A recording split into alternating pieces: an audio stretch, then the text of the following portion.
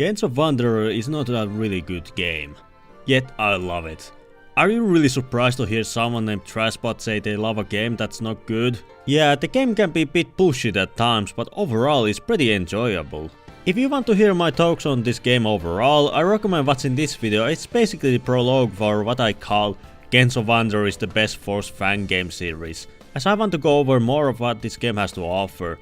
But in case you didn't see the previous video, I want to give at least some context on what I'm going to talk about during this video. Basically, Genso is a roguelike RPG Touhou game which has these separate story chapters, and last time Reimu had to stop possessed Rinosuke from multiplying the population of Gensokyo to commit his evil crime. Capitalism. But first, I want to add few parts that I had to cut or didn't know about. Two of the most important aspects in this game are the gaps and materials. With gaps you can store items in them, allowing you to carry more than 30, or they can have other nice perks like healing you, transforming and place item into another one, and so on. And with the materials you can craft different consumables or items. I had to cut this from the first video as my recording was kind of fucked, but I'm well too lazy to record it again. And for Reimu, did you know her voice actor, Satomi Sato, also voices Ritsu from K-On! I swear, once I heard her, I just couldn't stop thinking about Reimu and I just had to mention it here. 別に無理に理解する必要はないんじゃない？生き方や考え方なんて人それぞれなんだからさ。焦らせるなよってウイちゃんでも大問題だけど、みんながいたらウイちゃんもゆっくり眠れないだろ？ Anyway, now that those are out of the way, let's just continue. After you defeat Rinosuke, it seems like you beat the game. But once you enter the yokai village again to sell whatever you may have collected, you meet Satori, who informs Reimu that the tower is growing downwards, threatening the old hell and by nature, Gensokyo as a whole. Reimu is so done with the incidents as he just wants a break, but no rest for the Shrine Maiden, I guess. Anyway, Satori is a pretty miserable shut-in that I can't help but really like. Although she does test Reimu's patience with her mind-reading skills. And then you acquire her as a new partner, and once you get to Tower's entrance you're now able to enter Old Hell. It's really nice that the game plays with your expectations and shatters them, as it would have been pretty generic if the game was like, oh no, Satori goes to the shrine and now you must go to hell. Satori is a pretty cool companion as she has the ability to stun enemies, but I still think Futo had better abilities as she tended to spam her plates and spell cards. Speaking of Futo, I recommend only upgrading her equipment as she's the companion you're gonna use later on in the game. The other ones you're gonna team up like once in the game, so Futo having stronger equipment is recommended. I guess you could use different companions in the later story levels, but come on, it's thematically fitting for each character to be in their own story levels and not randomly wander around the dungeons. Anyway, it's still the same deal. Enter a dungeon, go to deeper levels, beat enemies, etc, etc. But I really do like the premise here, as you must again deal with the tower's bullshit and Satori's misery. So you get to the former capital where you can resupply and meet other people like Itsurin, Yuki and Suika. And I don't know why, but meeting Yuki makes me feel something. Guess she has the muscle mommy energy and I won't mind her squeezing my head between her Sorry, I got distracted. Actually, come to think of it, this story section has lots of horny energy.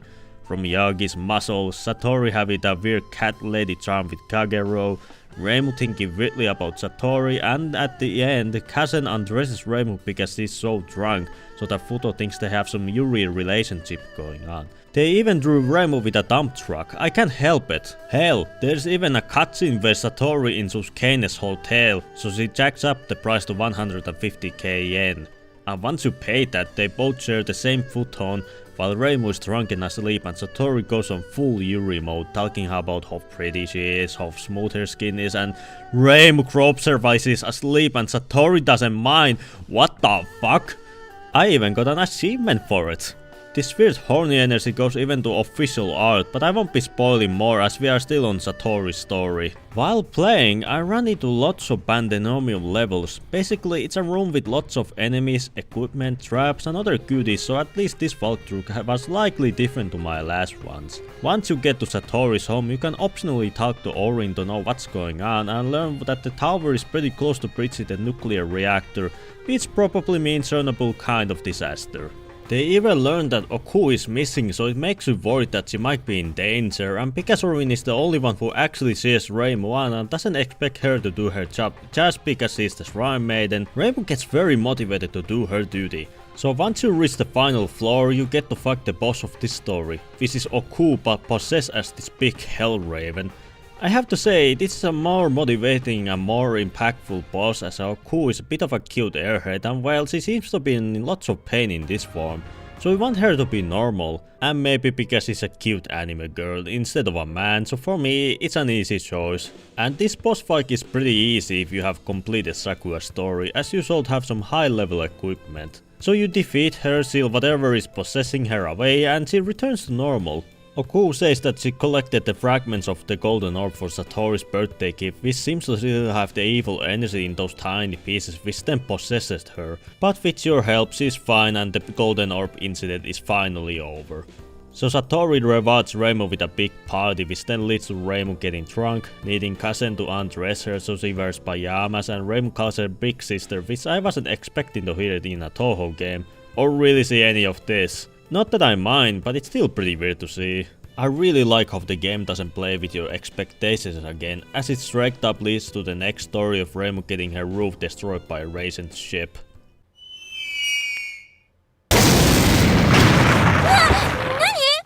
Not this Raisin, but this Raisin. Reimu is obviously pissed at being disturbed at her hangover and having her house destroyed, but Raisin informs her that she has been invited to Moon's theme park, which is like this new training ground for the rabbits. And here starts probably my least favorite story of this whole game, and it's really boring. As it goes like this: Reimu gets to Moon, she talks to Raisin a bit, somehow Kokoro, you know, the masked girl, snuck with her, which doesn't really make sense, so is now your partner for the theme park. That is basically different challenge missions. You also get to meet the Patatsuki sisters, and they're fine. Yorihime is the strict sibling, while her older sister Toyohime is the gentle, carefree one. So you complete different challenges, get some cutscenes about Raisin asking Reimu what she thinks of the theme park, notice that Nitori is there too, invisible, and then there's a Pandenomium challenge, where every floor has that event going. It wasn't hard, just kind of a slog. There has been a lot of Pandemonium during this video. It's pretty funny, probably should name this video about that. Kokoro is a pretty good partner, as she can give you different buffs, but I don't know, I don't really care for her. But after that, Kokoro goes missing, the power goes down for a bit, and then you get Raisin as your companion as you go through the final dungeon. Raisin can summon moon rabbits to assist you and has a big laser which she needs to charge first. Too bad I don't really care, as I will never use her again.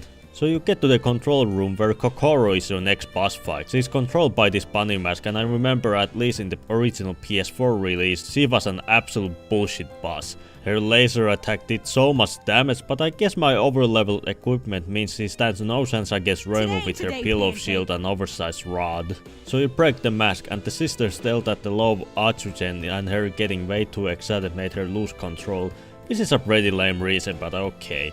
So Reimu says the theme park was good and she goes home. And now that I've covered Kokoro, here's this official art. This will make for an easy joke that Touhou fandom likes to use, but over obvious reasons I'm not gonna say it. They are pretty cute and funny though. And with completing these 2 story missions you unlock 2 optional dungeons. One where you need to help Oku get a present for Satori, and completing it, Oku joins your team. And for the other, a portal to a mysterious dimension opens up in Raisin's room, and you can enter it to close it. Too bad I am not gonna do it, as this is actually the last dungeon I attempted in the PS4 release, and trust me, once you get to higher floors it becomes borderline impossible. Anyway, that's the end of Wanderer's 2 latest story missions. I really did enjoy my time with Satori's story, but could give less of a shit for the Moon one. I'll cover more of the game on separate videos, as this game is very long, so it's more manageable with this style going forwards. I hope you enjoyed watching the video.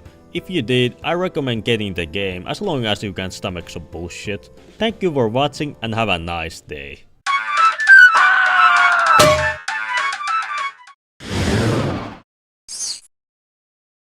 ごめんなさい。